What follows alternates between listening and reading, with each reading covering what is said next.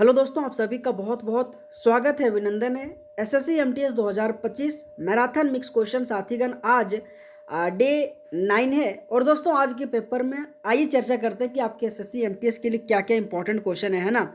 तो मेरा दोस्त पहला क्वेश्चन है कि भारत की जनगणना 2011 के अनुसार निम्न में से किस राज्य में पुरुष की आबादी का प्रतिशत सबसे अधिक है। ये बहुत ही इंपॉर्टेंट क्वेश्चन है। अगर दोस्तों मैं कहूँ इसमें से ऑप्शन आपके उत्तर प्रदेश, हरियाणा, हिमाचल प्रदेश और बिहार, ये 4 ऑप्शन दिया गया था। लेकिन दोस्त अगर मैं क्वेश्चन नंबर 1 की आंसर की बात करूं तो हिमाचल प्रदेश आ जाएगा। ठीक है कि हिमाचल प्रदेश में 2011 जनगणना के अनुसार पुरुष आबादी प्रतिशत सबसे अधिक है, जो आप सबको याद रखनी है। लेकिन दोस्तों इस क्वेश्चन के माध्यम से 2011 जनगणना से संबंधित और भी क्या क्या इंपॉर्टेंट पॉइंट जो आपके एग्जाम में पूछा जाता है, आइए दोस्त चर्चा करते हैं। अगर दोस्तों मैं कहूँ कि 2011 जनगणना में दोस्तों दशकीय वृद्धि बहुत इंपॉर्टेंट है, हमेशा हमेशा क्वेश्चन पूछा जाता है। तो 17.64% है, ये लिख के ले लो दोस्त, हमेशा आपके एग्जाम में क्वेश्चन पूछा जाता है।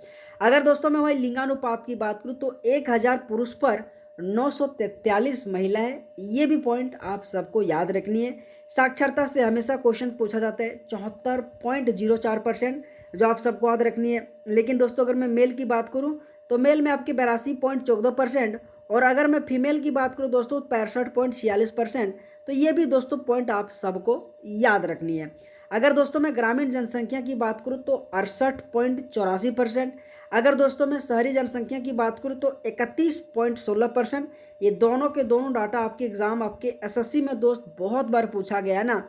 अगर मैं सबसे अधिक आबादी वाला राज्य की बात करूँ तो उत्तर प्रदेश आ जाएगा। सबसे कम आबादी वाला अगर मैं केंद्र शासित प्रदेश की बात करूँ तो लक्षद्वीप आ जाएगा। अगर दोस्तों मैं कहूँ कि 2011 जनगणना का जनगणना आयुक्त कौन था तो सी चंद्रमौली साहब जी था। और वहीं दोस्त 2011 का थीम क्या था तो हमारी जनगणना हमारा भविष्य, ये आपको दोस्तों स्लोगन था जो आप सबको याद रखनी है। ठीक है, तो मेरे दोस्त क्वेश्चन के अलावा जो भी मैं एक्स्ट्रा इन्फॉर्मेशन दे रहा हूँ, अगर दोस्तों आप सबको क्लास अच्छा लगे ना यार, तो आप सबसे रिक्वेस्ट यार वीडियो को लाइक करनी है और मेरे दोस्त चैनल को जरूर सब्सक्राइब करके जानिए। ठीक है दोस्तों, अगला क्वेश्चन जाने से पहले एक छोटा सा इन्फॉर्मेशन है। एसएससी एमटीएस 2025 के लिए सब्जेक्ट वाइज और टॉपिक वाइज करके दोस्तों एसएससी न्यू पैटर्न पे आधारित एक मैं ई बुक बनाया हूँ। ठीक है, जिसमें से दोस्त आपके हिस्ट्री, पॉलिटी, इकोनॉमिक्स, जियोग्राफी, ये सब्जेक्ट वाइज करके, और दोस्तों आप ये देख सकते हैं टॉपिक वाइज करके दोस्त बनाया गया, जिसमें से सब्जेक्ट वाइज आपके 1500 क्वेश्चन है और टॉपिक वाइज में दोस्तों 800 क्वेश्चन है। अगर दोस्तों आपको लेना है, अपने कमियों को दूर करना चाहते हैं दोस्त, तो मात्र और मात्र दोस्तों अगर आप कॉम्बो लेंगे ना तो मात्र आपको 51 रुपया लगेगा। ठीक है, आपको इस व्हाट्सएप नंबर के माध्यम से जरूर जुड़िएगा, है ना, 7856897115 इस व्हाट्सएप नंबर के माध्यम से जरूर जुड़िएगा। आपको दोनों अगर एक कॉम्बो लेना है तो मात्र और मात्र 51 रुपया लगेगा। ठीक है, तो बस दोस्त आपके लिए बहुत अच्छे तरीके से मेहनत करके ये बनाया गया है ना। अगर मैं कहूँ दोस्त किस प्रकार से क्वेश्चन बनाया गया, आप ये देख सकते हैं पूरे के पूरे सिस्टमेटिक तरीके से दोस्त क्वेश्चन को डिजाइन करके बनाया गया। तो अब की बार एसएससी एमटीएस पर इस व्हाट्सएप नंबर के माध्यम से जरूर जुड़िएगा, है ना। साथ ही का अगला क्वेश्चन है कि दक्षिण भारत के किस समाज सुधारक ने आत्मसम्मान आंदोलन की स्थापना की थी। ये भी क्वेश्चन दोस्तों मोस्ट इंपॉर्टेंट है, हमेशा आपके एग्जाम में आत्मसम्मान आंदोलन से दोस्त क्वेश्चन पूछा जाता है ना। तो दोस्तों आपको आंसर बतानी है। ठीक है, तो दोस्तों ईवी रामा जो स्वामी नायर है ना, इस क्वेश्चन का राइट आंसर आ जाएगा, जो आप सबको याद रखनी है। लेकिन दोस्तों इस क्वेश्चन के माध्यम से मैं आपको कुछ इंपॉर्टेंट समाज एवं उनके संस्थापक और कब वो समाज स्थापित किया गया था, हमेशा दोस्त क्वेश्चन पूछा जाता है। ठीक है, अगर मैं ब्रह्म समाज की बात करूँ साथीगण तो राजा राम मोहन राय के द्वारा 1828 में स्थापित किया गया था, जो ये पॉइंट दोस्त आप सबको याद रखनी है। ठीक है, अगर मैं आर्य समाज की बात करूं तो दयानंद सरस्वती द्वारा 1875 में स्थापना किया गया था। तो कहीं ना कहीं आपके दोस्त ब्रह्म समाज, आर्य समाज, सत्यशोधक समाज जो आपके ज्योतिबा फुले 1873 में दोस्तों स्थापना किया गया था। और इन्हीं का दोस्तों ज्योतिबा फुले का एक बहुत ही बढ़िया पुस्तक है गुलामगिरी, जो हमेशा क्वेश्चन पूछा जाता है। प्रार्थना समाज आपके आत्माराम पांडुरंग के द्वारा 1867 में स्थापना किया गया था। भारत सेवक समाज की बात करूँ तो गोपाल कृष्ण गोखले 1905 में किया गया था। तो ये सभी के सभी दोस्त पॉइंट याद रखिएगा। ठीक है, हमेशा आपके एग्जाम में इस तरीके से क्वेश्चन दोस्त पूछा जाता है। ठीक है, तो आप सबको याद रखना, तो ये सभी पॉइंट दोस्तों आप सबको याद रखने, आपके एग्जाम के लिए बहुत ही इंपॉर्टेंट है। ठीक है, अगर मैं अगला क्वेश्चन की बात करूं दोस्तों कि कर्नाटक संगीत पितामह के रूप में किसे सम्मानित किया गया है? ये भी दोस्तों बहुत इंपॉर्टेंट क्वेश्चन है और हमेशा आपके एसएससी एग्जाम में कर्नाटक संगीत पितामह से दोस्त क्वेश्चन पूछा जाता है। और दोस्त अगर आप एसएससी के फील्ड में अगर कुछ दिन से अगर तैयारी करते होंगे ना, तो पुरंदर दास आपको क्वेश्चन में जरूर दिखा होगा, है ना। तो इस क्वेश्चन का आंसर पुरंदर दास आ जाएगा, जो आप सबको दोस्तों याद रखनी है, ठीक है। अगला अगर मैं क्वेश्चन की बात करूं कि दोनों रासायनिक समीकरणों में कॉपर अपने यौगिक रूप से पृथक क्यों हो जाता है? दोस्तों इस तरीके से जब आपके एग्जाम में क्वेश्चन आता है ना यार, तो दोस्त कभी कभी ये होता है ना, हम लोग अपने आप में आपा खो देते हैं। लेकिन दोस्त आपको डरना नहीं है, ठीक है। अभी दोस्त आपको मेहनत करनी है। अभी आप इस क्लास को देख रहे हो दोस्त, कुछ सीखने के लिए आए हो, ठीक है। दोस्त कोई भी ऐसा क्वेश्चन नहीं आता है ना यार, तो आप जोश एग्जाम मैग्नेट टेलीग्राम चैनल में दोस्तों जरूर जुड़िएगा। वहाँ पे दोस्त मैं इस क्लास का पीडीएफ आपको अपलोड कर दूंगा, है ना। तो दोस्त अगर मैं क्वेश्चन नंबर 4 की बात करूं, तो इस क्वेश्चन का आंसर कि क्योंकि जिंक और लेड अधिक विद्युत ऋणात्मक होता है, ठीक है, विद्युत धनात्मक होता है ना, तो इसी के कारण से दोस्तों पृथक हो जाता है, जो आप सबको दोस्तों याद रखनी है ना। अगर मैं अगला क्वेश्चन की बात करूं कि एक तारीख एक घंटा एक साथ अभियान किस अवसर से संबंधित है? दोस्त ये भी क्वेश्चन बहुत ही इजी और बहुत ही अच्छे है, ठीक है। और दोस्तों मैं हमेशा कहता हूं कि महात्मा गांधी से संबंधित जितने भी दोस्त आंदोलन है, आप सबको दोस्तों याद रखनी है, ठीक है। तो दोस्तों गांधी जयंती आ जाएगा, ठीक है, कि एक तारीख एक घंटा एक साथ अभियान किस अवसर से संबंधित है? तो गांधी जयंती इस क्वेश्चन का साथीगण राइट आंसर आ जाएगा, जो आप सबको याद रखनी है, ठीक है। लेकिन दोस्त इस क्वेश्चन के माध्यम से कुछ इंपॉर्टेंट दिवस, जैसे कि आपके 4 जनवरी को लुई ब्रेल दिवस के रूप में सेलिब्रेट किया जाता है। 9 जनवरी दोस्तों प्रवासी भारतीय दिवस के रूप में सेलिब्रेट किया जाता है। 12 जनवरी दोस्तों राष्ट्रीय युवा दिवस के रूप में सेलिब्रेट किया जाता है, जो दोस्तों स्वामी विवेकानंद जयंती के रूप में जाना जाता है ना। 22 मार्च को दोस्तों विश्व जल दिवस। अगर मैं 22 अप्रैल की बात करूं दोस्तों, पृथ्वी दिवस के रूप में सेलिब्रेट किया जाता है। तो कहीं ना कहीं यही सभी पॉइंट दोस्तों आप सबको याद रखनी है, ठीक है। मैं पुनः कह रहा हूं, अगर आपको इस क्लास का पीडीएफ चाहिए तो जोश एग्जाम मैग्नेट टेलीग्राम चैनल में दोस्तों जुड़िएगा, मैं वहां पे पीडीएफ दे दूंगा। दोस्त डिस्क्रिप्शन बॉक्स में पीडीएफ का मैं लिंक दे दूंगा, है ना, वहां से डायरेक्ट जुड़ जाइएगा, ओके। अगला क्वेश्चन दोस्तों कि हिंदी उपन्यास तमस किस लेखक ने लिखा है? ये भी क्वेश्चन बहुत इजी है। तो दोस्तों आप सबको याद रखनी है, ठीक है। अगर मैं कहूँ कि तमस किसके द्वारा लिखा गया है, तो दोस्त बहुत इंपॉर्टेंट है, तो भीष्म साहनी जी के द्वारा लिखा गया है ना, कि हिंदी उपन्यास तमस किस लेखक ने लिखा है? तो भीष्म साहनी इस क्वेश्चन का दोस्तों राइट आंसर आ जाएगा। लेकिन दोस्तों अगर मैं इस क्वेश्चन के माध्यम से कुछ इंपॉर्टेंट, जैसे कि पुस्तक आपके हरिशंकर प्रसाद से हमेशा क्वेश्चन पूछा जाता है, तो सदाचार का जो ताबीज है ना, आपके हरिशंकर प्रसाद जी के द्वारा लिखा गया है। आपकी शिकायत मुझे भी है, इसी के साथ दोस्तों लेकिन सबसे ज़्यादा इंपॉर्टेंट आपके विकलांग श्रद्धा का दौर आपके हरिशंकर प्रसाद जी के द्वारा लिखा गया है, जो आप सबको मेरे दोस्त याद रखनी है, ठीक है, कि हरिशंकर प्रसाद जी का सबसे इंपॉर्टेंट पुस्तक कौन सा है? तो विकलांग श्रद्धा का दौर बहुत इंपॉर्टेंट है, कई बार दोस्तों आपके एसएससी एग्जाम में पूछा गया ना। इसी के साथ धर्मवीर भारती की अगर मैं कुछ इंपॉर्टेंट पुस्तक की बात करूं दोस्तों, तो अंधा युग और सातवां घोड़ा बहुत इंपॉर्टेंट है। सूरज का जो सातवां घोड़ा है ना, हमेशा धर्मवीर भारती से क्वेश्चन पूछा जाता है। इसी के साथ अंधा युग से भी क्वेश्चन पूछा जाता है ना। अगर मैं अमृत प्रीतम की बात करूँ दोस्तों, तो पिंजर आ जाएगा, कोरे कागज आ जाएगा, 49 डेज आ जाएगा, ठीक है। तो हमेशा हमेशा क्वेश्चन पूछा जाता है। इसी के साथ रसीदी टिकट, ये सब बहुत इंपॉर्टेंट आपके अमृति प्रीतम से संबंधित, ठीक है। तो आप सबको दोस्तों याद रखनी है, ठीक है। मैं पुनः एक बार रिवीजन करा दे रहा हूँ। अमृता प्रीतम से संबंधित पिंजर बहुत इंपॉर्टेंट है, कोरे कागज, 49 डेज और इसी के साथ रसीदी टिकट, ये सभी के सभी आपके अमृता प्रीतम से संबंधित दोस्तों याद रखनी है, ठीक है। अगला अगर मैं क्वेश्चन की बात करूं कि हिमालय की कंचनजंगा चोटी की ऊंचाई कितनी है? दोस्त आपके एसएससी हो, रेलवे हो, हमेशा पहाड़ से संबंधित, ऊंचाई से संबंधित, चोटी से संबंधित उनसे क्वेश्चन पूछा जाता है ना। तो दोस्तों 8,598 मीटर इस क्वेश्चन का राइट आंसर आ जाएगा, जो आप सबको दोस्तों याद रखनी है, ठीक है। लेकिन दोस्तों यहाँ पे कुछ इंपॉर्टेंट, जैसे कि केटू की बात करूँ तो 8,611 मीटर, कंचनजंगा की बात करूँ तो 8,586 मीटर। अगर दोस्तों मैं मकालू की बात करूँ तो 8,485 मीटर। अगर मैं नंदा देवी की बात करूँ मेरे दोस्त तो 7,816 मीटर। कामेट की बात करूँ तो 7,756 मीटर और साल्टोरी कांगड़ी की बात करूँ तो 7,742 मीटर। ये दोस्तों सभी के सभी आपको दोस्तों डाटा याद रखनी है, ठीक है, क्योंकि आपके हमेशा आपके एग्जाम में उनके चोटी से संबंधित दोस्त कभी कभार क्वेश्चन पूछा जाता है। और मैं उम्मीद करता हूँ दोस्त आप सबको ये क्लास अच्छा लग रहा है। मेरे पढ़ाने का अगर आपको तौर तरीका अच्छा लग रहा है मेरे दोस्त, आप सबसे रिक्वेस्ट है यार, आप वीडियो को यार कम से कम लाइक और चैनल को जरूर सब्सक्राइब करके जाना, ठीक है।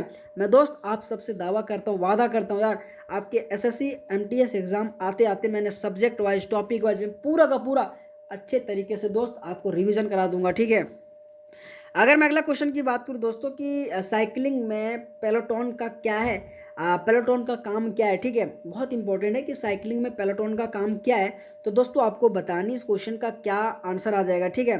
तो रेस के दौरान राइडरों का जो क्या बोल रहा है घना समूह होता है ना, उसी को दोस्तों पेलोटोन कहते हैं, ठीक है। हम लोग देखो जब साइकिलिंग देखते हैं ना तो बहुत सारा साइकिल चलता है, तो दोस्तों ये जब इस तरह से रहता है ना, cycle cycle cycle cycle cycle cycle, तो उसी के दोस्त पेलोटोन के रूप में जाना जाता है, ठीक है। तो आप सबको याद रखनी है, ओके।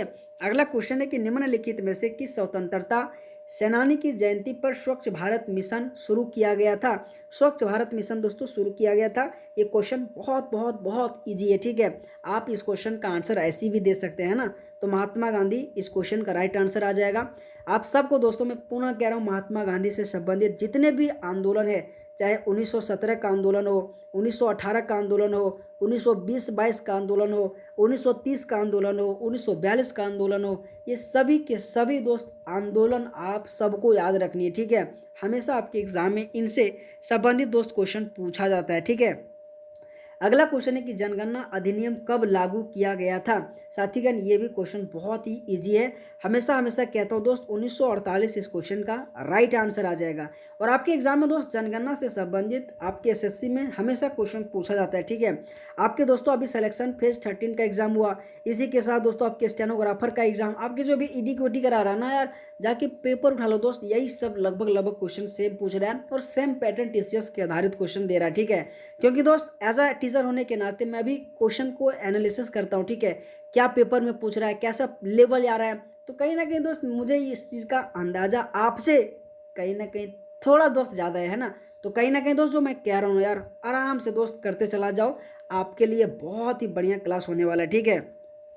अगर मैं अगला क्वेश्चन की बात करूं साथीगण कि पोषक तत्वों के बारे में निम्न में से कौन सा कथन सही है। आपके एग्जाम में हमेशा स्टेटमेंट से संबंधित दोस्त क्वेश्चन पूछा जाता है। तो क्वेश्चन नंबर अगर मैं 11 की बात करूं दोस्तों, तो आपके ए और बी दोनों आंसर सही है, ठीक है। आप सबको दोस्तों याद रखनी, इस तरीके से हमेशा साइंस से रिलेटेड क्वेश्चन आप पूछा जाता है। अगला क्वेश्चन है कि गीत गोविंद की रचना किसने की थी। ये भी क्वेश्चन बहुत ही इजी है, जयदेव इस क्वेश्चन का राइट आंसर आ जाएगा, है ना। कि गीत गोविंद की जो रचना है ना उसे किसके द्वारा किया गया था, तो जयदेव द्वारा किया गया था, जो आप सबको याद रखनी, बहुत ही इजी क्वेश्चन है। लेकिन दोस्त इस क्वेश्चन के माध्यम से कालिदास से संबंधित कुछ इंपॉर्टेंट रचनाएं जैसे कि अभिज्ञान शाकुंतलम, विक्रमोर्वशीयम, मालविकाग्निमित्रम, रघुवंशम, कुमार संभवम, मेघदूतम, ऋतु संहारम, ये सभी के सभी बहुत ही इंपॉर्टेंट आपके कालिदास से संबंधित रचनाएं हैं, जो दोस्त आप सबको याद रखनी है आपके एग्जाम के लिए मोस्ट रिपीटेड, और हमेशा आपके एग्जाम में ये कालिदास से संबंधित पुस्तक पूछा जाता है ना। अगला क्वेश्चन है कि निम्न में से किस कोशिकांग का अपना डीएनए होता है और वह प्रोटीन संश्लेषण कर सकता है। जिसमें से दोस्तों आपको बतानी है माइटोकॉन्ड्रिया, राइबोसोम, क्लोरोप्लास्ट, नाभिक, ये 4 ऑप्शन दिया गया है ना। और मैं पुनः कह रहा हूँ एसएससी में दोस्त साइंस से इस तरीके से हमेशा क्वेश्चन आता है ना, तो दोस्त आपको साइंस छोड़ना नहीं है, आपको पढ़ना है। क्लोरोप्लास्ट इस क्वेश्चन का राइट आंसर आ जाएगा, आप सबको दोस्तों याद रखनी है। अगला अगर मैं क्वेश्चन की बात करूं कि निम्नलिखित में से कौन भरतनाट्यम के प्रमुख प्रवर्तक में से है। साथीगण आपके एग्जाम में आमिनी कृष्णमूर्ति जो बहुत इंपॉर्टेंट है, रुक्मणी देवी अरुंडेल, ये दोनों के दोनों दोस्तों आपके भरतनाट्यम से संबंधित कलाकार है। लेकिन दोस्त आपको फंसना यहाँ ये नहीं है कि ये दोनों में से कोई गलत मार के आना है, दोस्त सही मारनी है, ठीक है। आपके रुक्मणी देवी अरुंडेल इस क्वेश्चन का राइट आंसर आ जाएगा। और इसी को साथीगण भरतनाट्यम के प्रवर्तक, प्रमुख प्रवर्तक के रूप में जाना जाता है ना। लेकिन दोस्त इस क्वेश्चन के माध्यम से मैं आपको भरतनाट्यम से संबंधित जैसे कि यामिनी कृष्णमूर्ति, रुक्मणी देवी अरुंडेल, टी बाला सरस्वती, पद्म सुब्रमण्यम, सोनल मानसिंह, वैजंती माला, लीला सैमसन, मृगलानी साराभाई और मालविका सरकार, ये सभी के सभी नाम आप सबके दोस्तों फिंगर टिप्स पे याद होनी चाहिए, हमेशा क्वेश्चन पूछा जाता है, ठीक है।